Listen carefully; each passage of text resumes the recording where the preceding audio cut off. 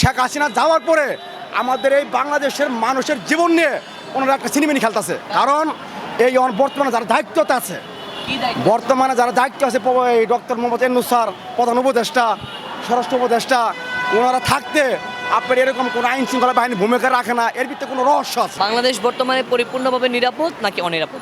অনিরাপদ। নিরাপদ সেটা আপনার ঢাকা রাজধানীর অবস্থা কিন্তু বিশৃঙ্খলা।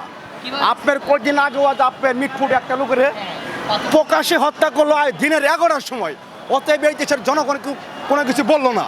ওই যে প্রশাসন আপনার আইন শৃঙ্খলা বাহিনী ছিল, তারা কোনো ভূমিকা রাখে নাই। আমসার ক্যাম্প পাশে ছিল, কিন্তু উপরের মহল থেকে আমসার ক্যাম্পে কোনো কথা আসে নাই। স্বরাষ্ট্র উপদেষ্টা আপনার উনি তো আইন শৃঙ্খলা বাহিনীর নিয়ন্ত্রণে রাখে, কিন্তু স্বরাষ্ট্র উপদেষ্টা থাকতে এই আপনার জায়গায় জায়গায় বিশৃঙ্খলা হইতেছে, আপনার এই জায়গায় হামলা, জায়গায় মারপিট, এরকম দর্শন হইতেছে।